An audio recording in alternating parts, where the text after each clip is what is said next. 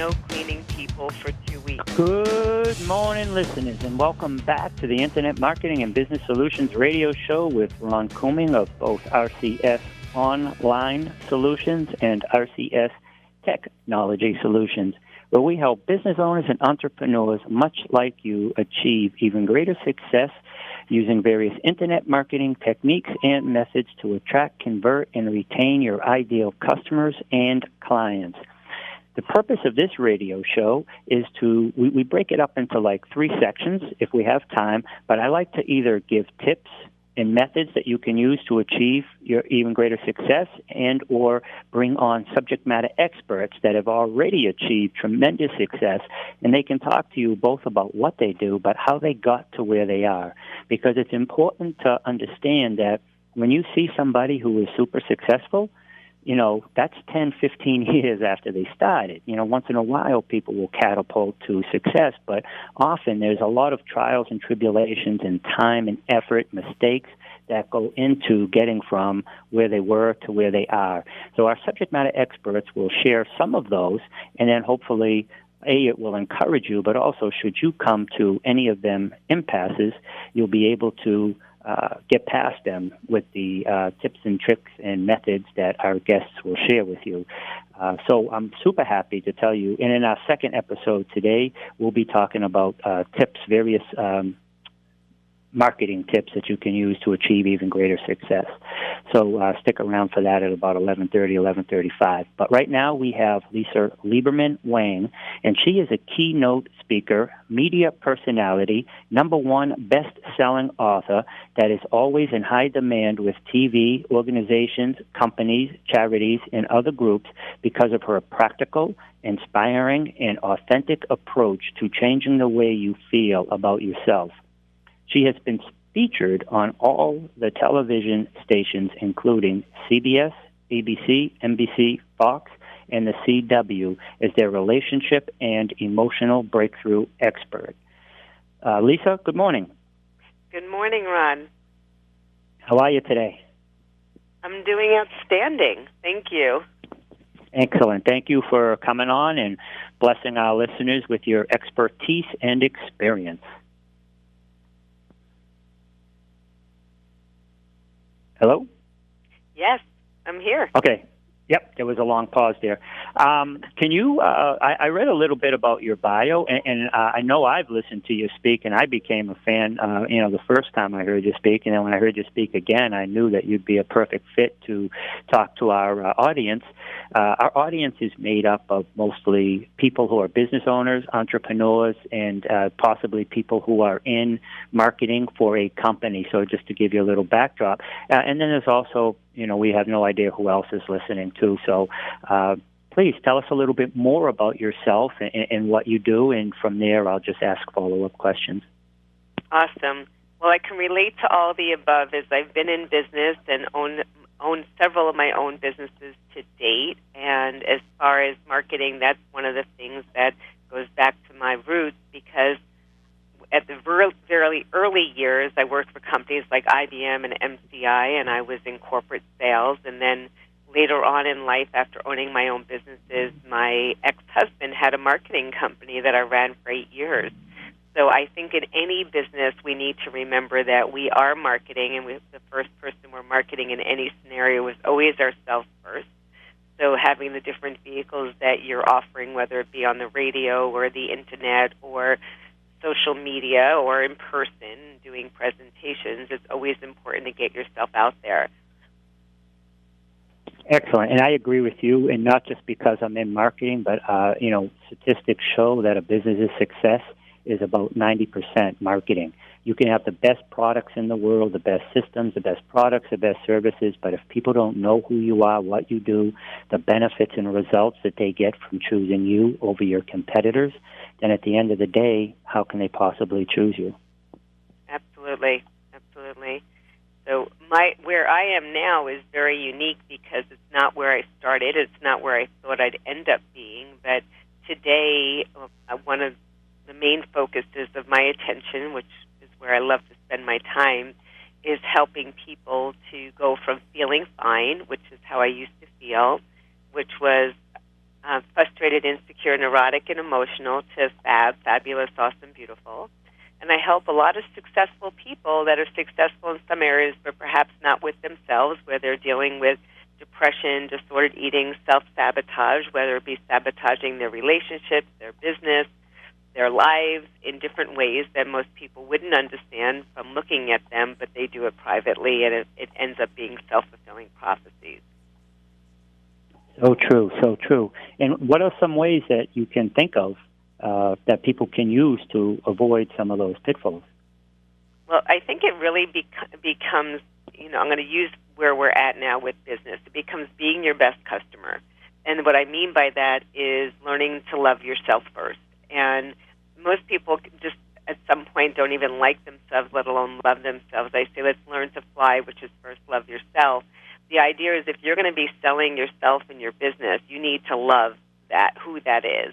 And if you don't love it, then who else is going to love it? It's like trying to convince somebody to buy something, and it's like you're selling them a bag of goods because you don't believe in it.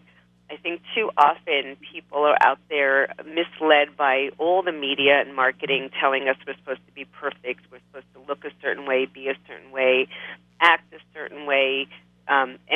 It's like, here's the truth. Every one of us is unique, and being the best version of you is the best way to be. And trying to fit into a mold of what you think everyone else wants you to be is the best form of self-sabotage I can think of. I love it. And comparing ourselves in situations to other people is never a good thing. It's a great way to set yourself up, because what ends up happening is we're looking, we'll never be, it's kind of one of those things, you're never going to be smart enough, pretty enough, handsome enough, rich enough, whatever it is, when we start putting ourselves as a benchmark to somebody else, where you can have all the riches in the world because you're happy, and somebody else may have all the riches as financial, but they're not happy. And the benchmark of which you're measuring it becomes your reality, which is scary today. I think what ends up having to happen is to find out how to be the best version of you. Deepak Chopra said that to his children when they were growing up. He said, I'm not going to tell you to be a doctor or a lawyer or anything else. He said, I'm going to tell you that there's something you do better than anyone else in the world, and your job is to find out what that is and do it. And all of his children got this very unique specialties, and they're very, very, very successful in their own right. And one of them became a doctor, but a very specialized area and different things. I think that's really what it is in business, the same thing, or personally, is that we have to figure out how to show up as the best version. And we have to be congruent. I think too many people aren't congruent in that message of who they are and how they want to show up, and it affects them personally and financially in business. I love it. And I think it's important for people to know, and you're so right, and it came up this weekend, too, and I was talking to multiple people.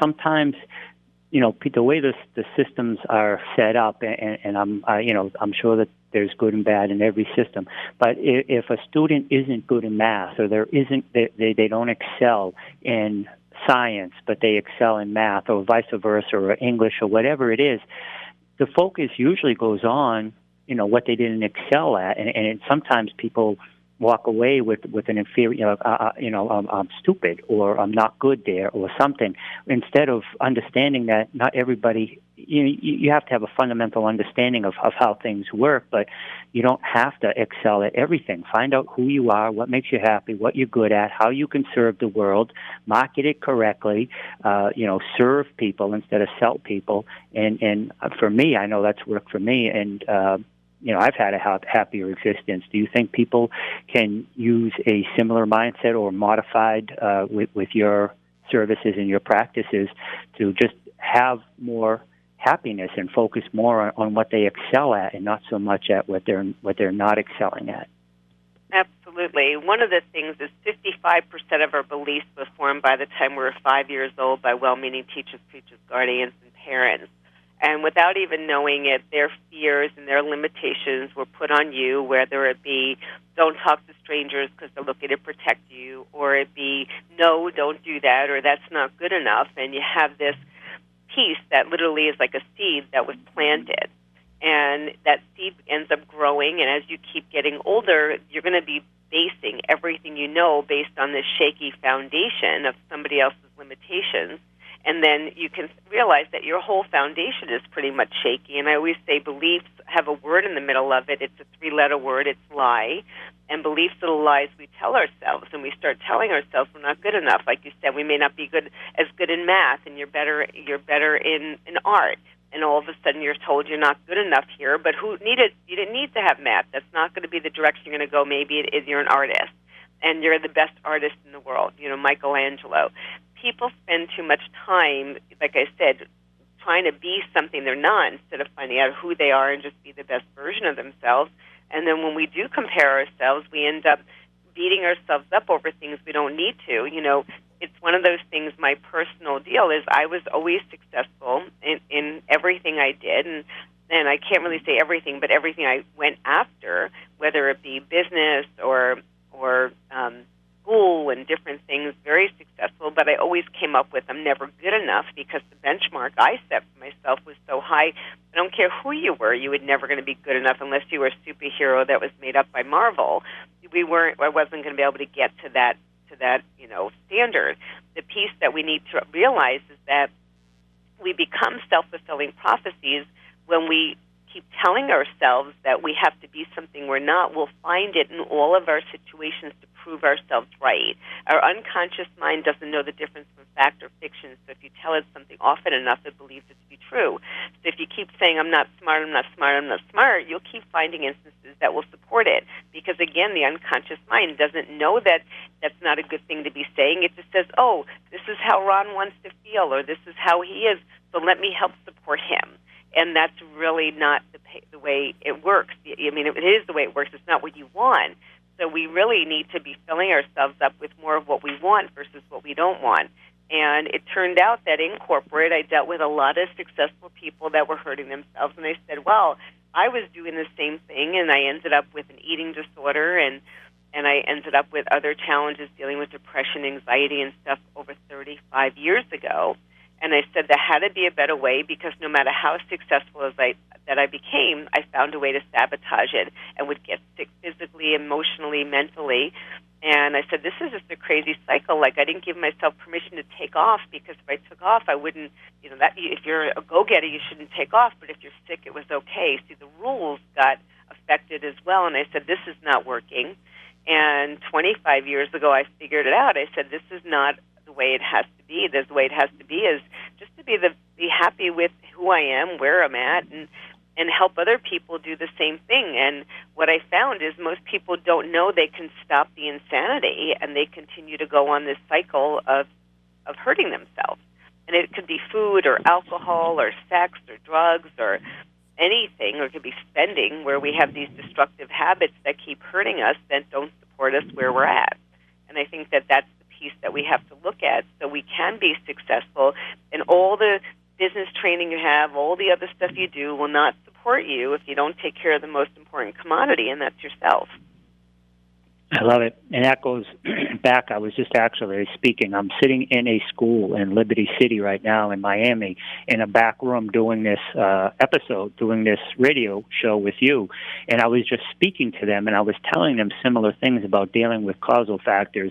Otherwise, if you don't deal with the causal factors, no matter what behavior you change, there'll still be some form of dysfunction or unhappiness because that's just the effect. It's the causal factors that need to be addressed. And I love it, man. I love what you're saying. But so how can some people start to recognize what are some of these things, that they may think is the norm? So what are some things that they can how can they start to recognize things that they may accept as normal, that they could change and maybe will, catapult their business, but also increase their happiness at the same time? Well, I think you have to first do a personal inventory. And what I mean by that is taking inventory of your communication, of what you're saying to yourself and to others. And people will turn around and say, oh, I'm always positive, I'm always this, I'm always that. And I hear it all the time from people who come to me who later become my clients, like, oh, I'm always positive. I'm always looking at the cup half full, and I'm always doing this, and I'm always doing that. And then I'll say, well, privately, when you're not with other people, what are some of the things you're saying to yourself? What's that conversation sound like? Are you saying, I'm fabulous, awesome, beautiful, I'm kind, I'm amazing? Or are you saying, oh, I'm stupid, why'd you do that again? What was wrong with you? Why didn't you get that? What is that conversation? What's the communication that you hear? Because it's not what you're saying to other people that usually concerns me. It's what you say to yourself. Because what you say to yourself, I'm positive that it wasn't just said once. There's over 1 million words in the English language. Most people live in less than 2,000 of them. When it comes to emotions, Ron, there's 4,000 words that describe emotions. Most people live in less than a dozen. You ready for this one? Out of the dozen words, 80% are negative. We are programming ourselves to be negative. We are programming ourselves to be reactive to exactly what we're getting, and we continue to do that. And what's so interesting about how our brain works is that when we turn around and we keep saying negative things to ourselves, again, unconscious doesn't know the difference of fact or fiction. It wants it to be right, so it keeps supporting you. And the first time something happens when you use a word with intensity, every time you reuse that word, think of it like repurposing it, you feel the same way you did the first time with all that emotion. So if you're always saying, I'm overwhelmed, I'm frustrated, I'm angry, and something really intense happened the first time you use that word, you use it again, you feel as if you're back there the first time. But what if you started changing your language? I'm a master NLP and NAP practitioner and trainer, and one of the things is that we change our language, we change our lives. And what if instead of using the word like frustrated or angry or overwhelmed, you use, I'm tickled, or, something that has no attachment to it, no connection to it, that when you're using these words, you can actually have more of a passive feeling about it. You don't have to go where you used to go with things. This would literally change your entire life, and this is just a small little piece that I'm sharing, but it's one of many that have to happen for us to stop becoming the self-fulfilling prophecies we don't want to be. I love it. All right, so tell us a little bit more. This is huge backdrop. I love it. I mean, there's no question. I mean, I know who you are and I know what you do, so you certainly didn't need to validate anything to me. But, I mean, your expertise and the need for what you do is so self-evident. How can people start to implement some things? I mean, can you recommend books, including maybe your own, or how can people start to put things into practice to both have a better understanding of who they are, where they came from, how to put those 80 negative words in check, maybe what to replace them with, whatever it is. We have like 8 to 10 minutes left, and I'd love to just hear from you. Awesome. Well, I mean, before I forget, I'll tell you now, is you can go to finetofab.com, that's FINETOFAB.com, and you can opt in, and we'll be able to give you some amazing tools and resources that I do on a regular basis to be able to create this change. The other thing is I have a wonderful webinar called 7 Secrets to Fab.com, and that will start giving you the 7 secrets to overcoming self-sabotage. And the reason that's such an important piece is that with these 7 secrets, it's not just those 7 things I picked up. It's based on neuroscience and human psychology and why we do what we do and how to avoid self-sabotage. The first thing is acknowledging fear and doubt, understanding what you're doing. The second is taking inventory of life's lessons and beliefs. Then breaking through the toxic meanings and emotions is 3. I mean, all these things, we can pretty much spend an hour on each one, and I wouldn't get through it. And then the 4th is breaking the trance, uncovering unconscious patterns and behaviors. The 6th is stop waiting for perfection. One of my favorite, because, Ronald, I spent more years striving for perfection. Now I tell people take imperfect action and strive for imperfection. And the 7th is make peace, practice gratitude, and celebrate. Because here's the thing. If you're not where you want to be, if you're continually taking on, this is a new day, I'm going to start over, I'm going to eat right, I'm going to take care of myself. No, I'm not going to do this myself. I'm going to get out of this bad relationship. Oh, I am going to get a new job. I want to do this. And this is the story of your life. Then you need to pick up the phone and call me. And call me at 973-208-7740. Call me, because here's what's happened. You've programmed yourself to be exactly where you are, and it's where you believe you're supposed to be. And I didn't like hearing it when I first heard that 35, 40 years ago.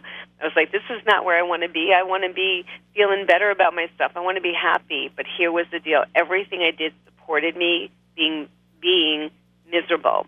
And I didn't realize I was doing it, but I had done such a good job of it. It's kind of like programming a computer. We program it, and then eventually people will go ahead and change some software, but the operating system's still defunct. And you have to eventually change the operating system. When it comes to creating lasting change, we have to change the operating system. It's not just putting in new software.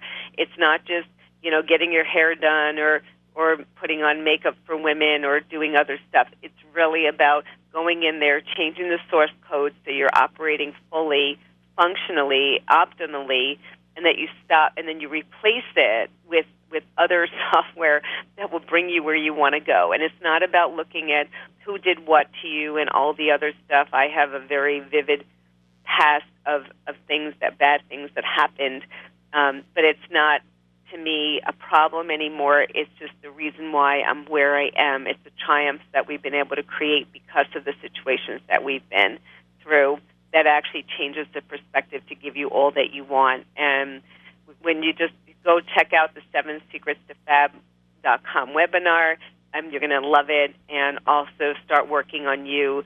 You can buy every tool you want out there. You can find every remedy you're looking for building yourself and building your business, but the most important investment you'll ever make is in yourself. And it's not until you understand that you are your business that things start changing. Absolutely. And you hit on so many great points. I mean, even Jim Rohn says, you need to work twice as hard on yourself as you do on your job. And other people say that, whatever got you to where you are is great, but it's not going to get you to where you want to be. You have to do something, learn something. In order to scale, you have to modify whatever it was, because whatever it was that got you to where you are will keep you there, and maybe you'll progress a little bit along the way. That just means you haven't totally exhausted that level. But once you do, in order to scale, you have to do something different. And finding out what your blocks are, what's getting in your way, and more often than not, we are in our own way. I mean, you can have, like you said, I help clients. We have all sorts of online marketing tools, but if their messaging isn't connecting with people, if they're not, if they're not in the right place physically, mentally, and emotionally, their business won't necessarily scale either. I mean, and if it does scale, then it becomes so overwhelming that they can't handle it because they just didn't do the foundational work. And Michael Gerber talks about that in his book E-Myth Revisited, about scaling too soon in the process. So I love everything you're saying. I mean, I've heard you speak before, but I recently heard you speak at a great event in New York not too long ago, and I just knew. I was like, boom, Lisa, please. Well, here's the one thing I know is that everybody has a great message. Every human being was put here for a reason and a purpose. I really do believe that. And the thing that's really most important is to first become your own best friend. And when we do that and we love the person we're with, everything else makes it easy. And for some people, that's effortless, and for some people, it's a challenge. And if it's a challenge for you, the listener who's listening right now, then I encourage you to reach out and connect with me. And if you mention this radio show that this is where you found me, you can go to, like I said, go to the webinar, check it out. And if you even want to talk to me and see what that looks like and if and how I can help, you can go to findtofab.consult.com and see if and how we can help you. I love it. And I just want to let the listeners know a couple of quick things. One, this episode, maybe you were driving or you're at work and you're unable to write all this stuff down, including her contact information and some juicy nuggets that she bestowed upon us. This episode all episodes are archived on the radio station, WCAP 980 AM, is also on mine, rcstechnologysolutions.com, and you just go to the media tab, click on it, and then you'll see radio shows. So you'll be able to go back and listen to this episode again and all the links and everything that she gave out. But Lisa, literally we're down to like 3 minutes or so, maybe 5. We can always stretch it. My only hard break is at 12. But if there's anything that you want to convey to people before we go, I'd like to give you that opportunity. Thank you. One of the things years ago, no matter how successful I was, I remember I've never felt like I was good enough. And one of the things that my my grandmother used to say is, and I love the comment, she said, "Baby, take care of your mother's daughter." And what she was saying was, I was so good at taking care of everyone else that I put everybody else before me. And it took me a while to understand the brilliance behind the comment, but I so appreciate it today. And I think that every one of our listeners should be hearing the same thing, is take care of your mother or father's daughter or son. Whatever it means would be the right one for you, because here's the deal. You know, whether you hear the expression of putting the oxygen mask on yourself first, or you hear the expression, you know, it's like you can't be there for your kids if you're not there for yourself, or you can't be there for your customers, not there for yourself. You know, at the end of the day, you need to take care of the most important person. The most important person is you. And without you being taking care of yourself, it's very challenging to take care of others. So we need you to be the best version of you can be. I would love to help you go from feeling fine, and fine actually stood for not frustrated when it started. It was more effed up, and I'd love you to go from feeling effed up, insecure, neurotic, and emotional to being fabulous, awesome, beautiful too. And I wish you the best, and I look forward to hearing from you and being part of your journey to everything that you're looking for. I love it, Lisa. It's truly grateful for having you on here. And I just want to, again, let the listeners know you can go back and listen to this episode as well as all the others.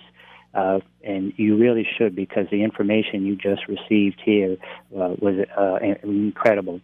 So I just want to sign off. You've been listening to Lisa Lieberman Wang on the Internet Marketing and Business Solutions radio show with Ron Couming from both RCS Technology Solutions and RCS Online Solutions, where we help business owners and entrepreneurs attract, convert, and retain their ideal customers and clients to achieve even greater success using various Internet marketing techniques and methods. And in our second episode, coming up in a second, we're going to be talking about local SEO and the guide to the local buying local phenomenon. So it's a competitive advantage for you and your clients. So we'll talk soon and right after these breaks.